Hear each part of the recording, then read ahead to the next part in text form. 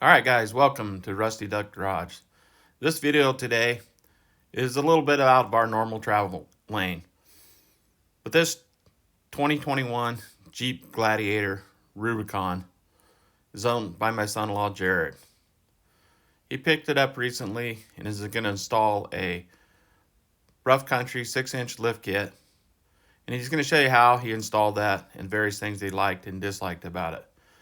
And at the end, you're going to see he's going to put 40-inch tires and wheels on this Jeep Gladiator. And then we're going to take it out to the sand. And it really drives out pretty nice considering the size of tires and wheels that are on this Gladiator. The Gladiators are known as the JT, similar to like a JL or JK. But the JT, I assume, stands for Jeep truck. But this is a super nice Jeep truck, and I think you'd be surprised how it looks on 40s.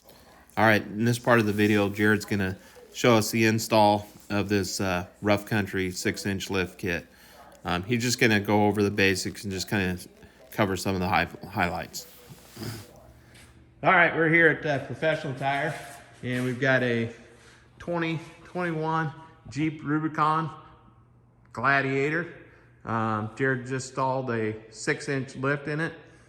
He's got some temporary tires on it here, some 1250 18s.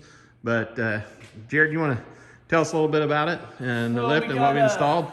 We got a 2021 JT Rubicon Gladiator. It's got the Dana 44s, and what we did is we installed a 6-inch rough country lift with a replacement drive shaft and coils and shocks.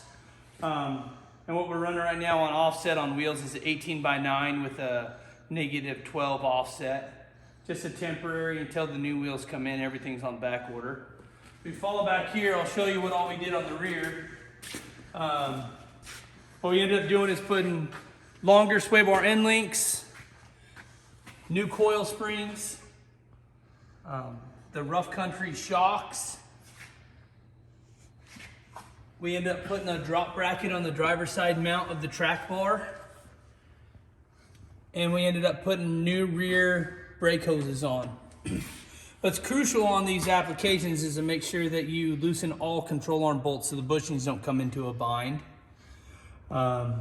Pretty nice kit, pretty good install, a lot of really good directions.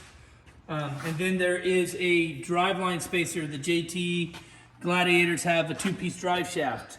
So way up front there in the middle of the chassis, you can see the driveline spacer. You retain the OE bolts into the frame and put new bolts into the spacer. Oh, for the carrier bearing? Yeah. Okay. Then we move on into the front side here.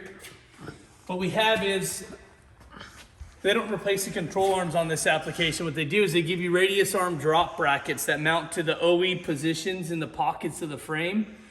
And it gives you a caster pinion angle adjustment on the lower control arms, which is really nice for bump steer on these applications. We do have on order a dual steering stabilizer kit, just waiting for it to show. And then it has you replace the OE JT drive shaft. It gives you a constant velocity up at the transfer case versus the ball and socket, they call it, for the old for Chrysler's JL and JT drive shafts. This one's pretty stout. Rough Country has a pretty good warranty on their products. Balanced, really nice yoke design, and greasable, serviceable U-joints. Then you come up to the driver's side here. We got the new longer extended length shocks. We had extended brake hose brackets that bolt into the OE positions with the new hardware. And then you got a 6-inch coil, which is super nice. They're a really nice coil spring on these applications. Then we got the quick disconnects on the front side for the sway bar disconnect, which it's a double whammy on this because you got the auto disconnect on the Rubicons, and it's a plus with the sway bar disconnect for if you wanted to really flex the suspension. Then we got a drop pitman arm that comes in this kit. Super convenient kit to install. We probably had a total of 3.5 to 4 hours on the install on this kit. Went really smooth. Here at Professional Tire, we do a lot of Mopar OE kits, so the suspension designs are all the same. It's just really nice to install different kits to figure out all the geometry and what different manufacturers like. Then we also got the bump stop extensions that we install on the lower spring mount. You have to travel at least 18 inches to contact the bump stops, but they want them in there anyways, so you put them in there. Really excited. We put the NFAB rock slider rails on it, took off the OE ones. These here really protect the rocker. It's not like we're going to be wheeling this thing. We do a lot of these, so we wanted to do one here at the shop so we can show people what they can look like. But it's really nice install on those too. Super easy, and really excited to see how this thing drives with the caster adjustment on these. So we're going to lower it down and show you the final stance of what it looks like. And this is on 37-inch tires, 37, 12, 50, 18s. And the final tires will be a 40, 13, 50, 17, 6-ply. Didn't really want to do 20s because of the weight and the width of the tire. Really wanted to have a functionable tire for this application for drivability. And the plus thing about the 13, 50, 17s and the 40-inch, they're a 6-ply tire, so there's a lot of good sidewall flex. And Nitto trail grapplers, they come with a really neat luggy sidewall for off-road if a guy wants to use them for off-road. A lot of nice protection on the tire. We got them in stock. They were on back order, but we were able to get a set shipped in. So the final look's going to be really nice setup. It's going to be one of the biggest ones we have around this area. And there's just a ton of sidewall flex on these applications versus a 10-ply. And really, you're losing fuel economy when you go with this size of tire, but it's going to look right. It's going to look good. And the travel is pretty good. Not looking too bad. So overall, the lift lifted it. He measured it before and after, and got about 7 inches, I believe, out of the front, and it may settle down a little bit, and 6 in the rear. So I think it really looks good.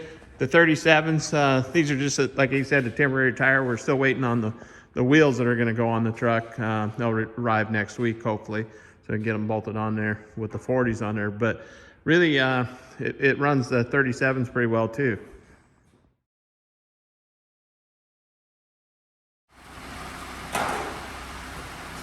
Front of the Jeeps really light up nice.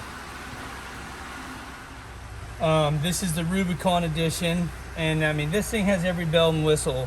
It seems like it's got the cargo power for the 115 volt AC. It has fog lights, has cab light in the back.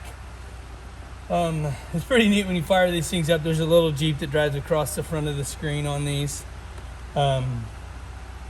The different displays you can go through, toggling through all the different setups, screen setup. I haven't quite figured all of it out yet, but there's a lot of neat stuff on the miles per gallons, how many hours it's idled or ran. Average fuel is getting about 12 miles a gallon, but I've only has 259 miles on it. So all city too. Yeah, it's only on its second tank of fuel. On the display on the dash, it's pretty neat. There's a display for the 4-wheel drive off-road sway bar disconnect and all the settings on that. But then if you come over here to the control display on the radio, it will give you different options for off-road capability.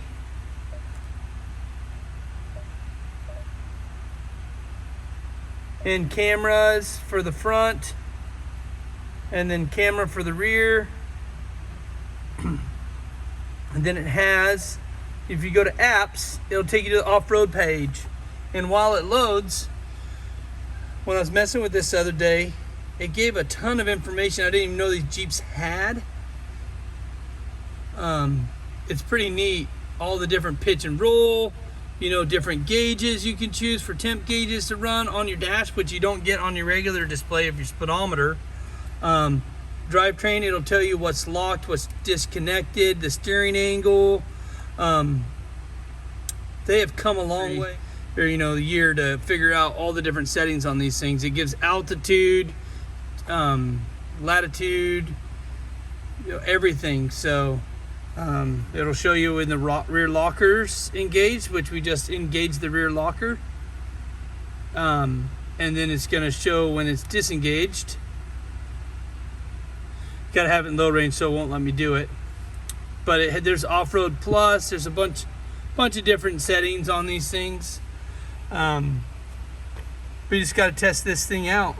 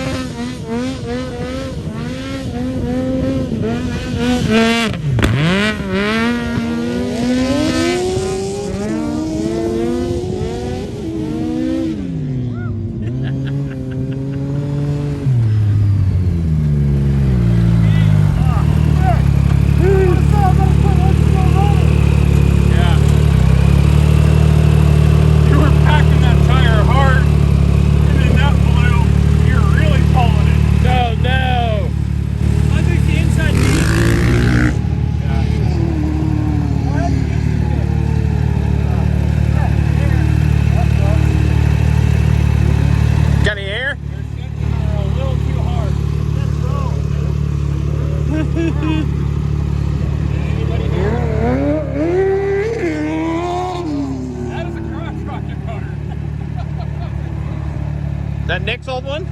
That's Nick's old one. That's a Banshee. Got a Yamaha R1 motor in this thing. It is off the hook. Both are. Beautiful bikes. Just a day out of Sand Lake. Another day, R1. Yeah.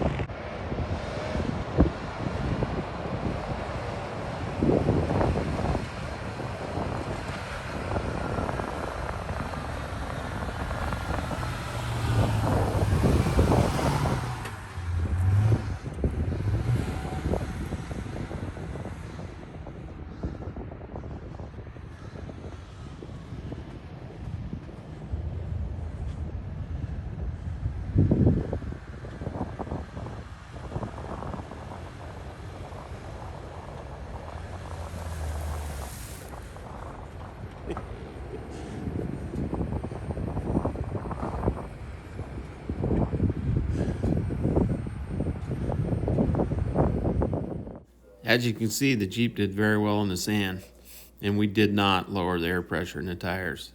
With lower air pressure, it would have even done better.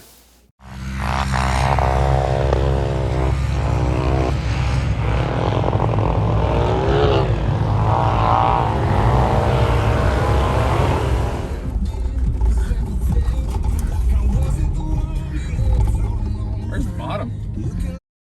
We're going. Well, in that last little video clip there, you can see we dropped off into the bowl, and it was very steep. When we hit the bump at the bottom, I didn't have my seatbelt on, and I bounced around in the cab pretty good there. We tested the suspension out, and it held very well. No problems. Hope you enjoyed this video, and if you would, please hit that like button. Thank you.